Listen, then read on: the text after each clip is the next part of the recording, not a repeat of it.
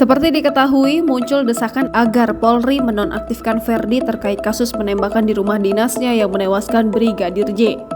Kabag Penum Div Humas Polri Kombes Nurul Azizah mengungkapkan pihaknya belum menerima keputusan terkait penonaktifan Ferdi Sambo. Lantas seperti apakah profil Brigjen Hendro Pandowo? Dikutip dari tribunnewswiki.com, Hendro lahir di Malang, Jawa Timur pada 12 Januari 1969. Ia merupakan lulusan Akademi Kepolisian tahun 1991. Saat ini, Hendro menjabat sebagai Wakapolda Metro Jaya. Ia memegang jabatan tersebut sejak 3 Maret 2020. Sebelum menjadi Wakapolda Metro Jaya, Hendro menempati jabatan sebagai Karoprovos Div Propam Polri selama 2 tahun mulai 2018 hingga 2020. Ia juga pernah menjabat Kapolrestabes Bandung pada 2017 hingga 2018. Tak hanya itu, Hendro pernah ditunjuk menjadi Kapolres Metro Jakarta Pusat.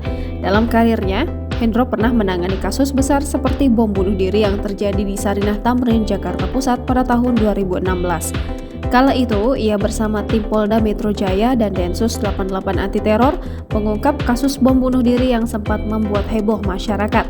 Menanggapi usulan Irjen Ferdi Sambo dinonaktifkan, Wakapolri Komjen Gatot Edi Pramono mengatakan saat ini pihaknya sedang dalam proses. Ia pun meminta semua pihak menunggu hasil dari proses tersebut. Gatot mengatakan saat ini penyidik Mabes Polri masih memeriksa keterangan sejumlah saksi.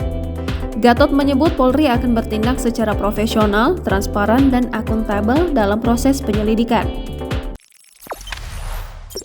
Jangan lupa subscribe, share, komen, dan like ya!